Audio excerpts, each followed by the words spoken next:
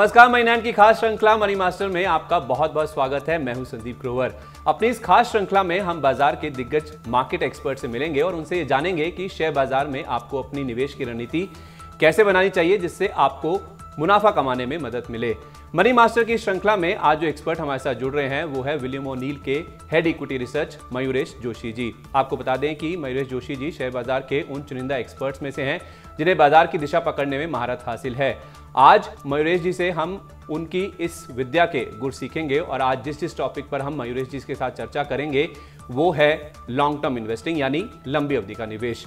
Long term investing क्या होती है, किन के लिए सही होती है, कैसे की जाती है, किसे करनी चाहिए, ऐसे आपके दिमाग में भी बहुत सारे सवाल होंगे। आप अक्सर ये सुनते होंगे कि शेयर बाजार में लंबी अवधि का निवेश करने से मुनाफा होता है, लेकिन आप ये सोचिए कि अगर किसी निवेशक ने आज से 10 साल पहले यस बैंक या सुज़लॉन के शेयर खरीदे होते तो आज उसका पैसा उड़ गया होता। एक समय निफ्टी का हिस्सा होने वाले ये शेयर आज पेनी स्टॉक्स की कैटेगरी में शामिल हो चुके हैं। तो क्या फिर हमेशा लॉन्ग टर्म इन्वेस्टिंग अच्छी नहीं होती है?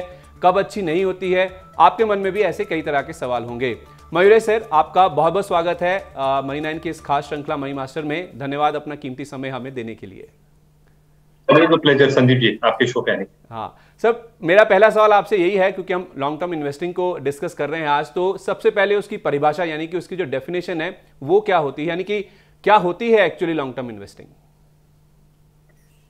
तो संदीप जी, आई थिंक आपके सवाल के दो पहलू है। आई थिंक टैक्सेशन के हिसाब से लॉन्ग टर्म इन्वेस्टमेंट है नहीं साल भर के ऊपर, क्योंकि आपका long term capital gain tax 10% होता है, शॉर्ट टर्म इन्वेस्टमेंट पे 15% या 20% होता है। दूसरी चीज आपको ये देखनी चाहिए कि आपका खुद का रिस्क रिवॉर्ड कितना है, आपके एज के हिसाब से, आपके रिस्क प्रेफरेंस के हिसाब से, and at what time you have started to invest in the stock market. यानी अगर आप थोड़े लेट स्टेजेस में मार्केट में आए हो तो आपका रिस्क प्रेफरेंस थोड़ा हल्का होना चाहिए, क्योंकि वॉलेटिलिटी बहुत लंबी रहती है और अच्छी तगड़ी रहती है मार्केट में।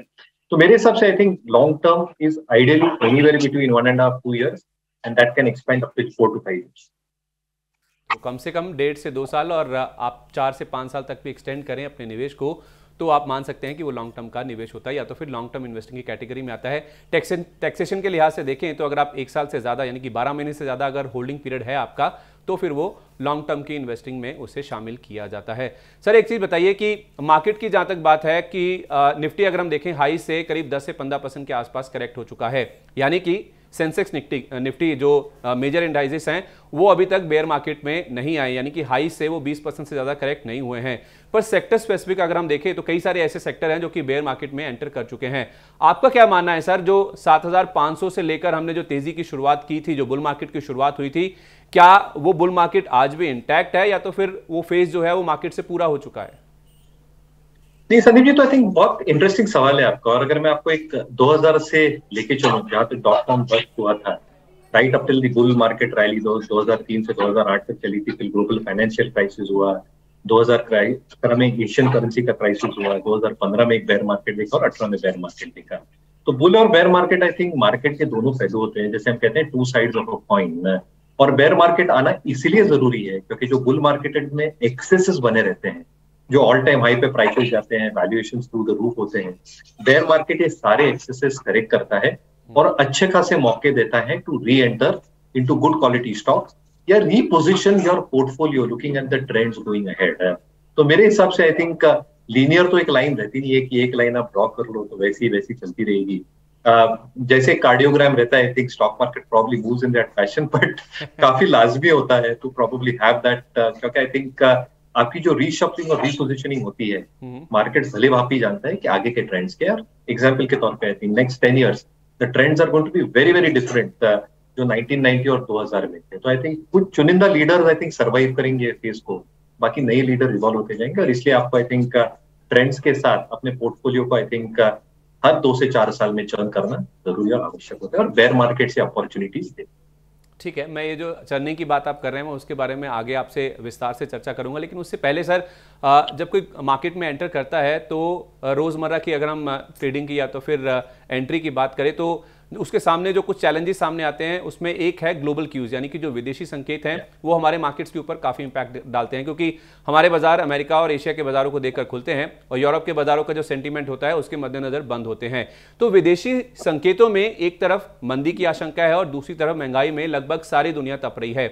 ऐसे में आपको क्या लगता है सर कि ग्लोबल मार्केट्स में क्या मंदी आ गई है या नहीं आई है? अगर आएगी तो फिर इंडियन मार्केट्स पे कितना इंपैक्ट होगा उसका? नहीं, बिल्कुल, जैसे मैं कह रहा था, I think even in bear markets Sandeep ji, I think एक पुल बैक रैलीज होते हैं। जो मैक्रो कंसर्न्स आप कह रहे हैं, आई थिंक भली भांति है आज मार्केट्स में। Inflationary situation is out of control western world में, वो अमेरिका हो या वेस्टर्न यूरोप हो। लिक्विडिटी इज बीइंग विड्रॉन, क्योंकि जितनी लिक्विडिटी पंप इन हुई थी 2008 के ग्लोबल फाइनेंशियल क्राइसिस के बाद, इसका एक कंप्लीट विड्रॉल कभी आया ही नहीं था। तो कहीं ना कहीं आई थिंक जो इन्फ्लेटेड रिलेटेड लिक्विडिटी रिस्क थी, ये शायद प्ले आउट हो रही है, क्योंकि central bankers are both withdrawing liquidity और ब्याज दरें भी बढ़ा रहे हैं। इसका मतलब यही होता है, थिंक जो हमने कोविड में मार झेली थी in terms of supply chain constraints, और चाइना में जैसे हम देख रहे हैं आज के तारीख में भी जो लॉकडाउन हुए स्पेसिफिकली, सप्लाई चेन को आई थिंक अभी भी आई थिंक थोड़ा कंस्ट्रेंट रखेंगे। बट आई थिंक ये परमानेंट फीचर होता नहीं है। उदाहरण के तौर पे वापस अगर आपको 2008 में लेके जाऊं, तो आई थिंक जो स्ट्रक्चरल ग्लोबल फाइनेंशियल क्राइसिस है, तब तो आई थिंक लेवरेज वाली क्राइसिस हुई थी। The markets took some time, I think अच्छा खासा समय लगा था मार्केट्स को रिबाउंड होने में, but it did rebound after a few years. आज के तारीख में आई थिंक एम्प्लॉयमेंट का कोई इशू नहीं है, क्योंकि आई थिंक जो स्ट्रक्चरल इश्यूज होते हैं कि आई थिंक रिसेशन लेड कि अनएम्प्लॉयमेंट बहुत हाई है, डिमांड बिल्कुल नहीं है, वो आप कहीं भी नहीं देख रहे हैं जग भर। आप इंडिया के एक उदाहरण ले, आई थिंक जो कोची में एक तस्वीरें आई थी कुछ दिनों पहले, आई थिंक पूरा मॉल फुल था रात को 12 बजे। आज आप वीकेंड पे जाए, आई थिंक रेस्टोरेंट्स फुल रहते हैं। इवन वेस्टर्न वर्ल्ड में एम्प्लॉयमेंट के फिगर्स देखें, I think unemployment is not at a high scale at this point of time. Yes, दिक्कतें हैं crude, gas, Russia Ukraine crisis की वजह से, बट कहीं ना कहीं I think they should get resolved over the next couple of quarters, and market should respond very very smartly to all these moves. तो मुझे लगता है आई थिंक मार्केट्स को दो हिस्सों में बांटना चाहिए।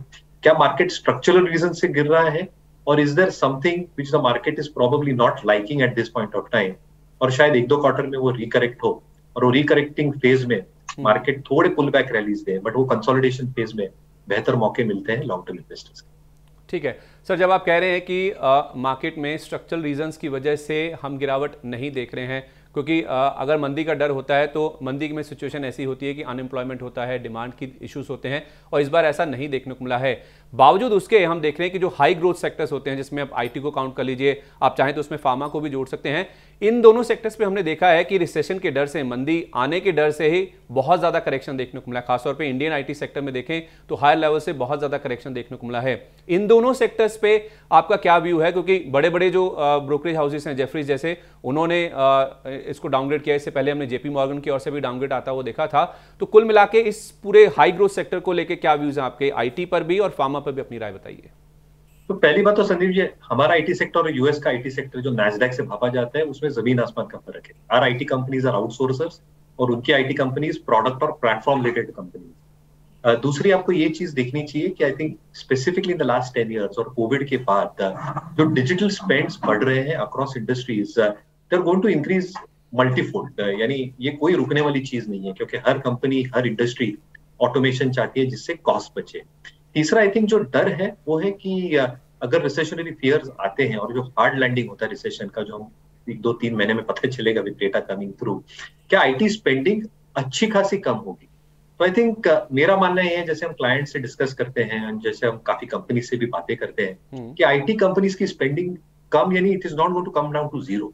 कम हो सकती है but it will still continue, क्योंकि lot of companies will go through this transition phase. और इसलिए आई थिंक जो एडेड प्रेशर पॉइंट्स है टाइम पे, आई थिंक जो एम्प्लॉय कॉस्ट है, जिसके वजह से आई थिंक जो वेज दरें हैं वो बढ़ी हैं, ट्रैवल के कॉस्ट वापस स्टार्ट हो गए हैं, ऑफिस के कॉस्ट स्टार्ट हो गए हैं, सब कॉन्ट्रैक्टिंग है जिसको हम वापस आईटी कंपनी आगे बिजनेस देती है, उसके कॉस्ट बढ़े, उसके वजह से मार्जिन पे प्रेशर है। बट मुझे लगता है आई think this should get resolved in a couple of quarters. Free cash flow, यानी जो कैश फ्लो जो कंपनीज देती है, क्योंकि डेट कुछ कंपनीज पे होता नहीं है, ये बहुत जबरदस्त है, इधर थ्रू डिविडेंड्स और बायबैक्स, और इसलिए आई थिंक ये रिवॉर्डिंग होती है शेयर होल्डर्स के लिए over a longer period of time. तो यस, आई थिंक ये पैच बिल्कुल थोड़ा लीन है आईटी कंपनीज के लिए, but you should also remember कि पोस्ट कोविड फॉल, यानी मार्च 31, 2020 से लेके अक्टूबर 19, 2021 जब तक निफ्टी ने हाई मारा था, Nifty IT was the best performing index. यानी कहीं ना कहीं आई थिंक थोड़ी आउट परफॉर्मेंस मार्केट वापस लेके जा रहे हैं, but I think it's a very good sector to be in if you are long term investor. ठीक है, बहुत अच्छा सेक्टर है अगर आप लंबी अवधि के लिए निवेश करना चाहते हैं। मैं सर आपसे पूछूंगा अभी कि कौन से स्टॉक्स हैं जो कि आपको इस सेक्टर में पसंद है, लेकिन चूंकि हमारा आज पूरा फोकस लॉन्ग टर्म इन्वेस्टिंग के ऊपर है, एक फैक्टर जो कि लॉन्ग टर्म इन्वेस्टिंग में काफ़ी इंपॉर्टेंट रहता है वो है माइक्रो इकोनॉमिक फैक्टर्स। जिसमें हम रुपए की बात कर सकते हैं, क्योंकि रुपया लगातार कमज़ोर हो रहा है। 80 रुपये का जो एक साइकोलॉजिकल लेवल था वो भी हमने टूटता हुआ देखा। व्यापार घाटा चुनौती बना हुआ है, चालू घाटा खाता घाटा जो है वो दूसरी मुसीबत है। आरबीआई के हर मुमकिन कदम के बावजूद भी हम देख रहे हैं कि जो हमारा फॉरेक्स रिजर्व है उसमें भी लगातार कमी देखने को मिल रही है। इन सब के पीछे अगर एक कोई कॉमन फैक्टर हम ढूंढने की कोशिश करें तो वो है विदेशी निवेशकों की ओर से जारी बिकवाली, यानी कि जो एफआईज की ओर से जो भारत से एग्जिट हो रहा है वो एक मेन रीजन रहा है। सर, विदेशी निवेशकों की ये जो बिकवाली है, जो नाराजगी है, उसके पीछे आप क्या बड़ी वजह समझते हैं और उनकी वापसी कब तक हो सकती है? तो Sandeep ji, I think this is not specific to India. अगर आप देखें कि एक जो एक रिसेशनरी माहौल होता है या जब एक मंदी का माहौल आता है, डॉलर एसेट्स की तरफ पैसा वापस जाता है। तो आई थिंक जो डॉलर इंडेक्स के आप मूव देख रहे हैं और जो बाकी करेंसीज की डेप्रिसिएशन देख रहे हैं, I think India is far far better place at this point of time compare to a lot of other economies in the world. तो आई थिंक जो डॉलर फ्लो है that is called as flight to safety, यानी जो dollar की तरफ एक parking होती है इधर बॉन्ड्स में या उनके G-SECs में, ये आई थिंक पैसा वापस लेके जाते हैं, क्योंकि उधर एक थोड़ी गारंटी जैसी होती है, सॉवरेन गारंटी होती है। And that happens for every market. India के साथ काफी मार्केट्स को ये विटनेस करना पड़ रहा है। दूसरी चीज आप देखिए, जो मैक्रो फैक्टर्स की आप बात कर रहे हैं, India is far better placed. यानी आप इन्फ्लेशन नंबर देखिए इंडिया का 7%, yes it is very very high, but बाकी के कंट्रीज का आप नंबर देखिए, Turkey somewhere around 60-70% eight this point of time. US की खुद महंगाई दर 9.5% डबल डिजिट्स तक पहुंच गई है। Eurozone is at the highest level. Sir, अपनी जो बास्केट है संदीप जी, वो फूड इन्फ्लेशन वाली बास्केट जो है, food is a big component of that. और जैसे मॉनसून है, जो खरीफ आउटपुट है, रबी आउटपुट है, it should start simmering down. काफी मैक्रो फैक्टर्स हैं जो आई थिंक फेवर में है और ये इन्वेस्टर्स को ध्यान में देने चाहिए। जैसे आपने करंट और फिस्कल डेफिसिट की बात की, डेप्रिसिएशन की वजह से, ऑयल इंपोर्ट्स, गोल्ड इंपोर्ट की वजह से शायद current account deficit if oil stage around 105-110 शायद 2.3-2.5% की तरफ रहे। बट क्या टैक्स कलेक्शंस में घटोतरी देखी है हमने? I think businesses are still doing very very well. In fact जो डेट लेवल्स है कॉर्पोरेट इंडिया की, वो ऑल टाइम लो लेवल पे आ चुकी है। And in fact the growth of corporate India to GDP is all time high at 4.2 in the last 10 years। तो काफी मैक्रो फैक्टर्स हैं। If you compare India to the emerging pack are in a far better state, और FIIs at some point can not ignore this data. एक natural transition है जो पैसा dollar की तरफ जा रहा है या डॉलर एसेट्स की तरफ, बट जैसे फ्लोज रिवर्स होंगे 1-2-3 तिमाहियों में, I can't time that, but whenever it happens, India in my opinion is the best place market. And foreign money जितने जल्दी गया है उतने ही जल्दी वापस आए। ठीक है, जब आप कह रहे हैं कि 1 से 2 या 3 तिमाही में ज़्यादातर जो एफआईज हैं वो भारतीय बाजारों में लौटते हुए नजर आएंगे, इंडिया रिलेटिवली बेटर प्लेस्ड है, स्ट्रॉन्ग पोजीशन में है, तो क्या फिर मौजूदा सिनेरियो को देखते हुए लॉन्ग टर्म इन्वेस्टिंग से अगर इसे हम जोड़ें तो क्या इस समय बाजार लॉन्ग टर्म इन्वेस्टिंग के लिए सही है? क्या हर तरह का बाजार लॉन्ग टर्म इन्वेस्टिंग के लिए सही होता है, या जब बाजार दौड़ता है तब ही लॉन्ग टर्म इन्वेस्टिंग की जा सकती है? लॉन्ग टर्म इन्वेस्टिंग मतलब कितने साल के लिए पैसा लगाना चाहिए सर? तो जैसे मैंने कहा, एटलीस्ट 1.5 years और 3 से 4 साल के लिए तो आई थिंक लगाना ही चाहिए। क्योंकि जो ट्रेंड्स होते हैं Sandeep ji, I think if you have the right sector that you have caught, और उसमें अगर आपने राइट लीडर को पकड़ा है, जैसे हम हमेशा कहते हैं राइड योर विनर्स, ये कंपनीज अगले कुछ सालों तक आई थिंक अच्छा परफॉर्मेंस देते रहती है। And this sector probably out performs a lot of other sectors in terms of earnings profile. तो हम हमेशा कहते हैं, इंग्लिश में कहावत है कि markets is a slave to earnings. इसका मतलब यही होता है कि कंपनीज या सेक्टर की आई थिंक क्या विशिष्टता है, what is the special characteristics जिसकी वजह से top line growth is going to be compounding at a very good pace, margin अच्छी खासे रहने वाली, और बॉटम लाइन ग्रोथ जो अल्टीमेटली प्रॉफिट होता है, जिसके ऊपर अर्निंग्स पर शेयर गिना जाता है रिटेल या माइनॉरिटी शेयर होल्डर्स के लिए, ये कैसे कंपाउंड हो रहा है। तो अगर ये सारी चीजें आई थिंक एक लीनियर फैशन में कंपाउंड हो रही है अक्रॉस मार्केट साइकिल, ये 1 से 4 साल के काल दिशा में, तो मुझे लगता है आई think these companies and these sectors will outperform. और इसलिए I think to ride with those sectors and ride the winners within those sectors बहुत इंपॉर्टेंट और महत्वपूर्ण होता है। तो आइडेंटिफाई करना बहुत इंपॉर्टेंट है कि कौन से सेक्टर्स कस्प पे है अर्निंग्स एक्सप्लोजन। ठीक है, हमने ये तो समझ लिया कि लॉन्ग टर्म इन्वेस्टिंग जब करते हैं तो कितने समय के लिए कम से कम निवेश का जो नजरिया है वो रखना चाहिए। लेकिन सर, लॉन्ग टर्म इन्वेस्टिंग की जब हम बात करते हैं तो वो किन लोगों के लिए सही है? क्या जिनको 1 या 2 साल में पैसे की जरूरत होती है वो कर सकते हैं लॉन्ग टर्म इन्वेस्टिंग, या जिनको 5 से 10 साल में पैसे की जरूरत नहीं पड़ती है केवल वही लोग लॉन्ग टर्म इन्वेस्टिंग कर सकते हैं? तो आई थिंक अगर आपकी शॉर्ट टर्म नीड्स है, और मैं मानता हूँ बहुत क्लियरली कि 1 से 1.5 साल का अगर आपकी शॉर्ट टर्म नीड्स है, तो long term investing is not for you, क्योंकि काफी पेचीदार मामला होता है। कई कंपनीज ऐसी होंगी जो परफॉर्म ही नहीं करेंगी, the price will just remain stagnant, और काफी लोग फ्रस्ट्रेट हो जाएंगे कि मैंने कौन से स्टॉक में डाले, ये तो कुछ हिल ही नहीं रहा है। तो मेरे हिसाब से आई थिंक 5 से 10 वर्ष का अगर नजरिया हो, आई think long term investment best fits for that. और आपके क्या गोल्स है, आई थिंक ये बहुत इंपॉर्टेंट है। So if you are starting off से एट योर 27-28, आपके जॉब के लग के पहले 2-3 साल हुए हैं, आप सिस्टमैटिकली इन्वेस्ट कर रहे हैं मार्केट्स में, आपको पता है आपके गोल्स क्या होते हैं। After 3-4 years you want a bigger house, a bigger car, once your kids are there, education की नीड्स बढ़ते हैं, जब आपकी एज और ज्यादा बढ़ती है तो इंश्योरेंस नीड्स बढ़ते हैं। So all these factors have to be taken into account कि आपके जो लाइफस्टाइल एक्सपेंसेस हैं ये मीट करने के लिए, और जो इन्फ्लेशन यानी जो इन्फ्लेशन का दर रहेगा अगले 5 से 10 वर्षों में, उसको भी आपको आउटबीट करना है। क्योंकि आज जो आप 100 रुपए कमा रहे हैं, 10 साल बाद I think to buy the same value for 100 rupees you will have to pay 110 rupees as an example. So is your investments giving you a better return than 10% on what that inflated inflation will be over the next 5 years? ये देखना जरूरी है। और long term investing एक compounding story होती है जो आपके ये गोल्स को हासिल कर सकता है over a longer period of time and achieve your lifestyle status as well. तो आई थिंक ये दोनों चीजें बहुत अहम और महत्वपूर्ण है। ठीक है, तो कम से कम 5 से 10 साल का नजरिया हो तो आप लॉन्ग टर्म इन्वेस्टिंग शुरू कर सकते हैं। आपके गोल्स क्या हैं, एक्सपेंसेस क्या हैं, और आपकी जो लाइफ की स्टेजेस हैं उसके हिसाब से आपको जो खर्चे आएंगे और साथ ही साथ इन्फ्लेशन, इन चीज़ों का भी आपको ध्यान रखना है जब आप लॉन्ग टर्म इन्वेस्टिंग की ओर उतरते हैं। अच्छा, तो लॉन्ग टर्म इन्वेस्टिंग में पोर्टफोलियो में सर कितने शेयर रखे जा सकते हैं? क्योंकि अगर हम एक शेयर रखते हैं तो जिसने DHFL, येस बैंक, सुजलॉन या JP एसोसिएट जैसे लॉन्ग टर्म शेयरों में लॉन्ग टर्म इन्वेस्टिंग की, उनके तो पैसे लुट चुके होते।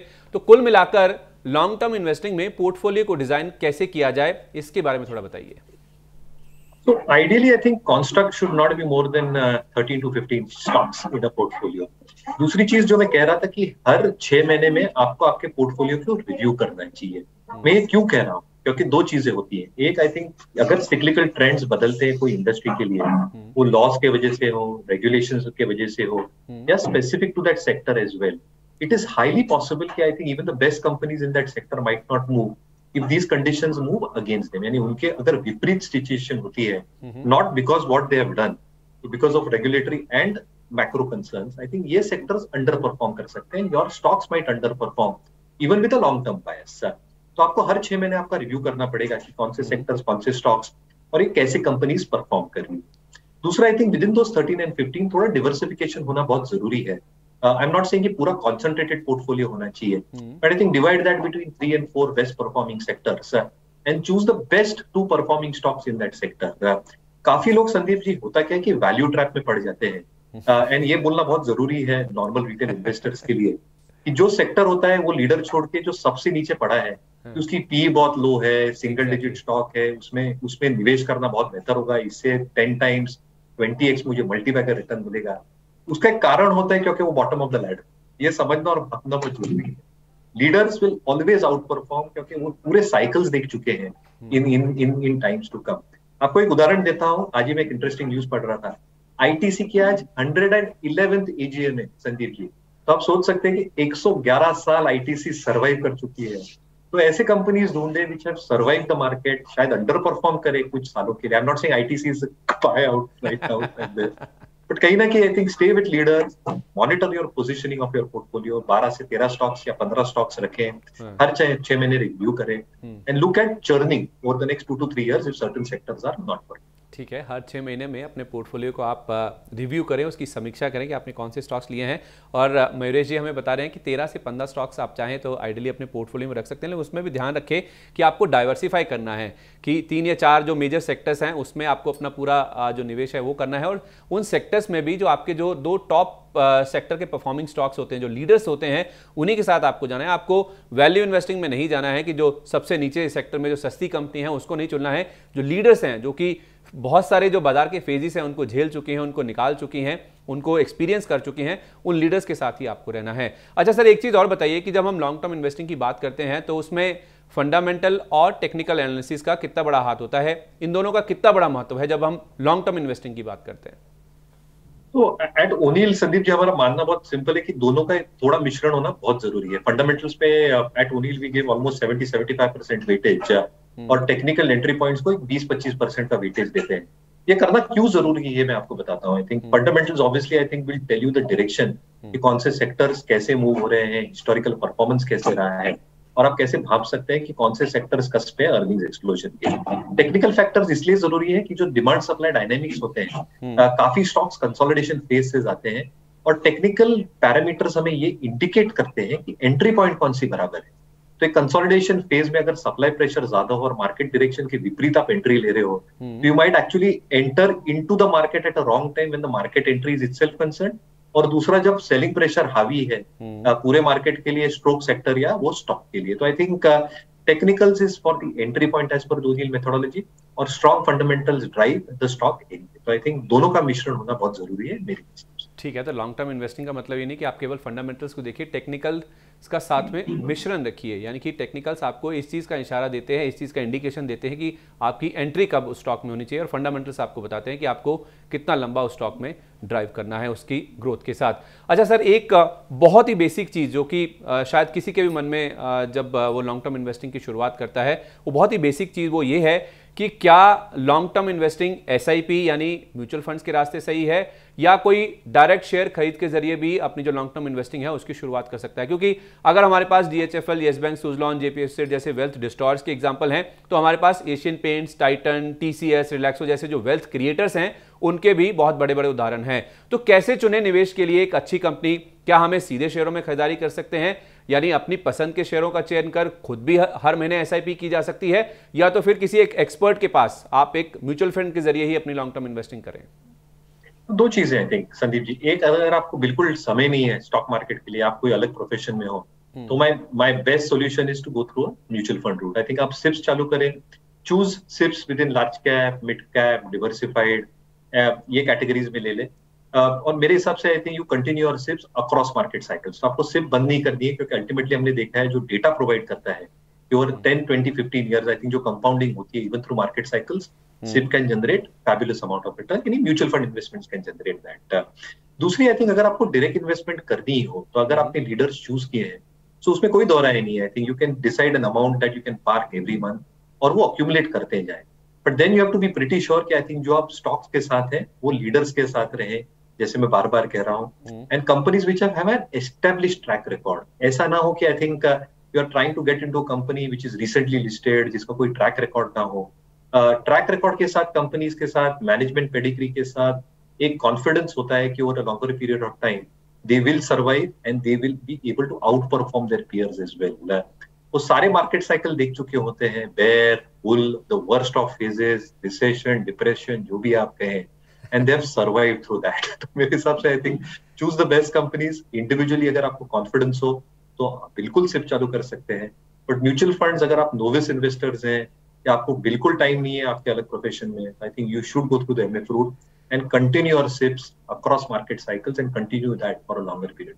ठीक है, तो ये इस बात पे डिपेंड करता है कि अगर आपके पास समय है, आप खुद की रिसर्च कर सकते हैं, तो आप चाहें तो सीधे भी स्टॉक्स में इन्वेस्ट कर सकते हैं, लॉन्ग टर्म इन्वेस्टिंग की शुरुआत कर सकते हैं। लेकिन अगर आपके पास समय नहीं है, आप खुद की रिसर्च नहीं कर सकते हैं, तो एक्सपर्ट का रास्ता चुनिए, यानी कि म्यूचुअल फंड्स के जरिए, एसआईपी के जरिए आप अपने जो निवेश की रणनीति है उसकी शुरुआत कर सकते हैं। अच्छा सर, एक इंडिया से थोड़ा अगर मैं बाहर जाऊं, यूएस की बात करूं, तो वहां पे जब लॉन्ग टर्म इन्वेस्टिंग की बात होती है तो कॉफी कैन इन्वेस्टिंग बहुत ही फेमस है वहां पे। भारत में जब हम लॉन्ग टर्म इन्वेस्टिंग की बात करते हैं तो ये यूएस की जो कॉफी कैन इन्वेस्टिंग है वो कैसे अलग है सर? नहीं अलग है, नहीं, हमारी कंपनीज काफी डिवर्स है संदीप जी, और ऐसे नहीं है कि हमारे यहाँ भी नहीं है। आई थिंक काफी कंपनीज है जिसका एक एस्टैब्लिश्ड ट्रैक रिकॉर्ड रहा है। So these are not buy और सेल रिकमेंडेशन। वापस मैं वही कह रहा हूँ, I think you look at Asian Paints, you look at Pidilite as an example, जैसे मैं आईटीसी का भी उदाहरण दे रहा था, 111वीं ईजीएम है आज उनकी हो रही है, तो इनके एस्टैब्लिश्ड ट्रैक रिकॉर्ड्स हैं and they know at what point of time क्या डाइवर्सिफिकेशन की जरूरत है। वो मार्केट ट्रेंड्स के साथ अपनी रणनीति और स्ट्रैटेजी बदलते हैं। उनके मोड्स बहुत तगड़े रहते हैं, क्योंकि उनका जो प्रेजेंस होता है मार्केट्स में, आई थिंक वो भले बात ही जाना होता है। So I think they have got a huge presence in the market itself. Balance sheets काफी तगड़ी होती है। तो मेरे हिसाब से I think these are these companies that can perform over a longer period of time. US में I think जो established track record है और जो कॉफी कैन इन्वेस्टिंग के आई थिंक जो पायनियर्स थे, he just forgot about that. यानी उन्होंने स्टॉक्स ले लिए थे काफी वर्षों पहले, this is a story about 100-200 years back, and he just forgot about that. But मेरे हिसाब से I think times have now change Sandeep ji, because digital और टेक्नोलॉजिकल इनोवेशंस इतनी फास्ट हो रही है, जैसे हम देख रहे हैं कि the next 3 to 4 years I think जो आज के ट्रेंड्स होंगे वो I think that would have probably changed in 2025-2026। इसलिए मैं बार बार यही कह रहा हूँ कि 1.5 या 4 वर्ष का नजरिया रखें, हर 6 महीने में रिव्यू करें, ट्रेंड्स देखें, क्योंकि trends are changing very very fast and you should catch those trends very very fast अगर आपके पैसों को डबल या ट्रिपल करना हो या आपके रिटर्न ऑन इन्वेस्टमेंट को आउट परफॉर्म करना हो कंपेयर टू द मार्केट। ठीक है, तो मार्केट में जिस तरह से ट्रेंड्स चेंज होते हैं उनको ध्यान में रखते हुए आपको हर 6 महीने रिव्यू करना चाहिए और कम से कम 1.5 से 2 या 4 साल तक का नजरिया आपको मार्केट्स में रखना चाहिए। पोर्टफोलियो को रिव्यू करने की जहाँ तक बात है वो तो आपने बताई दिया कि हर 6 महीने में हमें रिव्यू करना चाहिए। एक स्कूल ऑफ थॉट ये भी है सर जो ये कहता है कि आपको जो डिविडेंड यील्ड स्टॉक्स होते हैं उनमें निवेश करना चाहिए। अगर आप भी इस चीज़ से सहमत हैं तो कोई जब लॉन्ग टर्म इन्वेस्टिंग की शुरुआत करता है तो उसके पोर्टफोलियो में जो डिविडेंड यील्ड स्टॉक्स हैं उसका कितना हिस्सा होना चाहिए, और ये लॉन्ग टर्म इन्वेस्टिंग के हिसाब से देखा जाए तो आइडियली क्या प्रोपोर्शन है जो कि एक डिविडेंड यील्ड स्टॉक्स के आपके पोर्टफोलियो में होनी चाहिए? तो एक मेरे हिसाब से संदीप जी एक स्मॉल पोर्शन होना चाहिए, दो वजह से। एक आई थिंक जो डाउनसाइड रिस्क रहती है स्टॉक्स के लिए आई थिंक कम हो जाती है, और दूसरा जब एक मार्केट मंदी के फेज से जाता है तो आपका तो कैपिटल अप्रिसिएशन होता नहीं है क्योंकि most of the stocks will probably be under performing the market. तो एटलीस्ट जो डिविडेंड्स आते हैं स्टॉक से एक सोलेस देते हैं कि कहीं ना कहीं आपको रिटर्न बन रहा है, और जो अच्छी डिविडेंड वाली कंपनीज हैं आई थिंक एक कंसिस्टेंट पे आउट होता है उनका डिविडेंड का। अगर मंदी बहुत टाइम तक चली, एज एन एग्जांपल इन 2008 जो आई थिंक 2 से 3 साल तक चली, मार्केट को बॉटम से टॉप आने में लगभग 1300 दिन लगे थे, ऑलमोस्ट 3.5 years। एक बेयर मार्केट रैली भी हमने बीच में देखी थी 2010 में। बट आई थिंक जो डिविडेंड यील्ड स्टॉक्स होते हैं I think dividend track record continues. थोड़े डिविडेंड्स कम हो सकते हैं but at least there is some form of a solace कि I think in a bear market थोड़े तो आई थिंक आपके रिटर्न ऑन इन्वेस्टमेंट्स आ रहे हैं through dividends. And the best part is I think 10 lakh तक I think dividend is tax free, तो I think retail investor को उसकी भी चिंता नहीं। ठीक है सर, जब आप कह रहे हैं कि डिविडेंड यील्ड स्टॉक्स में निवेश किया जा सकता है, खास तौर पे बेयर मार्केट में जब बाजार गिरता है, जब कैपिटल एप्रिसिएशन नहीं होता है, तब डिविडेंड यील्ड स्टॉक्स में निवेश किया जा सकता है। फिर जो डिविडेंड की रकम आ रही है उसका इस्तेमाल कैसे होना चाहिए? क्या उसे वापस री इन्वेस्ट करना चाहिए या उसे खर्चों के लिए इस्तेमाल करना चाहिए? ये बहुत बहुत अच्छा सवाल पूछा आपने। अगर मैं होता तो आई थिंक मैं खर्च कर लेता, क्योंकि आपको थोड़ा एंजॉय भी करना चाहिए संदीप जी। ठीक है सर। अच्छा सर, हमने लॉन्ग टर्म इन्वेस्टिंग के बारे में तो समझ लिया, ये भी मान लिया कि लॉन्ग टर्म इन्वेस्टिंग अच्छी होती है जैसे आपने कहा, उसका हमें टाइम फ्रेम भी बता दिया, रिव्यू करने के बारे में बता दिया। अब जरा हमें ये बताइए कि इस समय के बाजार में कौन से ऐसे सेक्टर्स हैं जो लॉन्ग टर्म इन्वेस्टिंग के लिहाज से अच्छे नजर आ रहे हैं? तो 2-3, जैसे एक तो कंज्यूमर सिक्लिकल, जो डोमेस्टिक कंज्यूमर सिक्लिकल्स है वो बहुत अच्छा लग रहा है। दूसरा I think banking financial looks very very good at this point of time. और तीसरा आई थिंक जो चुनिंदा एक्सपोर्ट रिलेटेड स्टॉक्स हैं, अगर हम चाइना +1 की बात करें तो specific speciality chemicals can continue doing well along with IT, selective IT. तो मुझे लगता है आई थिंक बैंक्स और फाइनेंशियल्स की अगर वेरी ब्रीफली बात करूं तो अपनी जो बैलेंस शीट स्ट्रेंथ है आज की तारीख में, courtesy regulator which is the RBI, capital adequacy बहुत स्ट्रॉन्ग है, एसेट क्वालिटी रिकग्निशन अच्छा खासा हो गया है, और जितने आई थिंक पहलू हम देखते हैं compare to western and European banks are far better placed at this point of time. तो मुझे लगता है जो बैकबोन होता है इकोनॉमी के लिए, an economy like arts, financial and banking services एक बहुत इंपॉर्टेंट क्रक्स रहेगा, and therefore this sector can not be ignored over a longer period of time. जो डोमेस्टिक सिक्लिकल्स की मैं बात कर रहा था, इसमें आप आई थिंक 2-3 सेक्टर्स ऐड कर सकते हैं। थोड़े बहुत I think consumer cyclicals like real estate, ancillary players, थोड़े आप बेयरिंग कंपनीज देख सकते हैं, ऑटो एंसिलरी कंपनीज देख सकते हैं, क्योंकि पूरा जो ये ट्रेंड शिफ्ट हो रहा है टुवर्ड्स ईवीज, आई थिंक गाड़ी बनेगी तब जब ऑटो एंसिलरी के पार्ट्स गाड़ी में लगे। तो आई थिंक गाड़ी तो ऐसे आने वाली नहीं है, तो auto ancillaries I think should become the first port of call. और काफी companies are I think doing a lot of capex related to that. तो आई थिंक ऑटो एंसिलरीज एक अच्छा सेक्टर हो सकता है। And last but not the least, जैसे मैं कह रहा था, आई थिंक जो केपेक्स प्लान्स है गवर्नमेंट के, अगले 1.25 वर्ष में जनरल इलेक्शंस हैं, government is very very focused in terms of carrying on huge amount of capex. आप रोड डेवलपमेंट देखते ही होंगे, पोर्ट डेवलपमेंट, इंफ्रास्ट्रक्चर डेवलपमेंट। तो जो कैपिटल गुड वाली कंपनीज है जो डोमेस्टिक सप्लाई करती है, और जो स्पेशलिटी केमिकल प्लेयर्स है चुनिंदा, जिनके I think completely integrated plants हैं, और एक बार आई थिंक ये जो डिमांड सप्लाई के डायनामिक्स और वॉर रिलेटेड सिचुएशन 2-3 तिमाहियों में खत्म हो जाएगी, आई थिंक FY23 के बाद आई थिंक एक टोटल टर्न आना देखना चाहिए हो जाएगा। तो मुझे लगता है 3-4 सेक्टर्स पे बिल्कुल फोकस किया। ठीक है सर, आपने कुछ बहुत ही बेहतरीन सेक्टर्स हमें बताए हैं जो कि लंबी अवधि के नज़रिए से अपने पोर्टफोलियो में शामिल किए जा सकते हैं। लेकिन एक अच्छी चीज़ जो आपने बताई कि अगले 1.25 साल में जनरल इलेक्शंस आने वाले हैं, जो केंद्र सरकार के इलेक्शंस आएंगे, क्या वही कारण है कि हाल फिलहाल हम देख रहे हैं कि FIs ने भले ही खरीदारी ज़्यादा तो नहीं की है, लेकिन जो मेन फोकस है उनका वो सरकारी शेयरों पे है। हम देख रहे हैं कि सरकारी शेयरों में पिछले 2 क्वार्टर में एफआईएस की ओर से काफ़ी ज़्यादा खरीदारी देखने को मिली है। क्या यही कारण है क्योंकि सरकारी केपेक्स बढ़ता हुआ दिखेगा, उससे सरकारी कंपनियों को फायदा होगा? तो यस और नो। एक चीज आई थिंक जो गवर्नमेंट केपेक्स होता है वो डायरेक्टेड होता है आई थिंक इंफ्रास्ट्रक्चर डेवलपमेंट के लिए, बट होता क्या है संदीप जी, इसके वजह से प्राइवेट केपेक्स को पुश करता है। तो गवर्नमेंट केपेक्स अपनी तरफ आई थिंक एक पहली पुश देता है, और जैसे गवर्नमेंट खर्चा करती है कैपिटल अकाउंट पे in different sectors, order flows आने लग जाते हैं प्राइवेट सेक्टर की तरफ। तो आपने देखे होंगे capital goods, heavy machinery, road companies, port companies, railway companies, bearing companies, इनको सारों को ऑर्डर्स आएंगे क्योंकि government will probably do that. अगर मेट्रो का काम किया, हम वंदे भारत के ट्रेन की बात कर रहे हैं, पोर्ट डेवलपमेंट की बात कर रहे हैं, रस्ते की डेवलपमेंट देख रहे हैं, कच्चे पक्के हाउसेस की देख रहे हैं in terms of urban rural infrastructure, तो काफी कुछ चीजें जो केपेक्स होते हैं वो प्राइवेट केपेक्स में आई थिंक तब्दील हो जाता है। और ultimately government plus private capex जब एक साथ आ जाए इन कंपाउंडिंग फैशन, जीडीपी को बहुत अच्छी तरह से सपोर्ट करता है। तो चुनिंदा सरकारी सेक्टर्स आई थिंक उसमें आई थिंक जरूर आई थिंक गवर्नमेंट फोकस रहेगा, डिविडेंड यील्ड भी अच्छे होते हैं, कैश फ्लोज अच्छे होते हैं, बैलेंस शीट स्ट्रांग है। बट मुझे लगता है I think because of government capex, private capex will thrive, और इसके लिए आई थिंक प्राइवेट कंपनियां जो हमारी लिस्टेड स्पेस की बहुत इंपॉर्टेंट कंपोनेंट और बड़ा हिस्सा है उस पर ध्यान देना चाहिए। But I think ultimately it benefits the stock market. अच्छा सर, जब आप कह रहे हैं कि जो निजी केपेक्स है, निजी खपत है, वो भी कहीं ना कहीं लौटती हुई दिखेगी, सरकारी कंपनियां तो इन्वेस्ट करेंगी, उससे ग्रोथ कहीं ना कहीं ड्राइव होती हुई दिखेगी, चाहे वो इंफ्रास्ट्रक्चर सेक्टर से आए या दूसरे किसी अन्य सेक्टर से आए। एक सवाल जो सर ग्रोथ से जुड़ा हुआ है वो कहीं ना कहीं क्रूड से लिंक्ड है कि अगर ग्रोथ ज़्यादा होगी तो फिर क्रूड भी कहीं ना कहीं ऊपर जाता हुआ दिखेगा। हालांकि थोड़ा हाइपोथेटिकल होगा, लेकिन एक अनुमान एक बड़े ब्रोकर की ओर से $380 के भी आए थे। हालांकि थोड़ा बिलीव करना मुश्किल है, लेकिन दूसरी ओर हमने $65 या $45 के नीचे के जो लेवल्स हैं वो भी देखें तो क्रूड में एक बुल वर्सेस बेयर का जो सिनेरियो वो कहीं ना कहीं देखने को मिल रहा है। खुदा ना खास्ता अगर ये 380 नहीं या $200 ही आ जाता है क्रूड का भाव, तो क्या ये जो पूरी बाजार की जो पूरी लॉन्ग टर्म इन्वेस्टिंग की जो पूरी पिक्चर है, क्या वो बिगड़ तो नहीं जाएगी?